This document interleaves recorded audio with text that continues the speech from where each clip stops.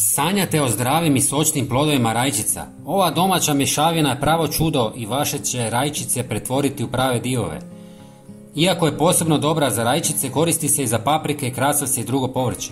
Potiče brži razvoj, daje veće i ukusnije plodove. Bilo da imate nekoliko tegli ili pravi vrt, ostanite do kraja da vidite cijeli postupak.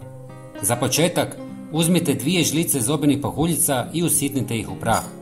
Tako će se lakše rastopiti i hranjive tvari će biti dostupnije korijenju. Iako to mnogi ne znaju, zob sadrži vrijedne minerale kao što su kalij, magnezij i fosfor koji su važni za rast i snagu biljaka. U komentarima nam napišite riječ paprike i poslaću vam odličan recept za gnojivo za paprike. Hvala vam! Zatim dodajte žlicu drvenog pepela.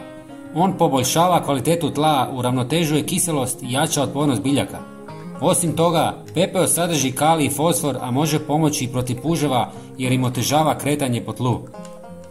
Treći sastojak je žlica sušene koprive. Ona sadrži puno dušika koji je bitan za razvoj lišća i snažan rast biljaka. Ako nemate svježu koprivu, poslužit će i čaj od koprive u suhom obliku. Sve to stavite u vodu i ostavite da odstoji 1 dan. Tako će se svi hranjivi elementi otpustiti.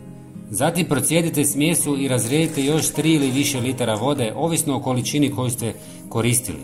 Zalijevajte biljke 2 puta mjesečno. Ako vam se ovaj savjet svidio, pogledajte sljedeći video koji vas čeka na ekranu. Hvala vam što nas pratite. Lijep pozdrav!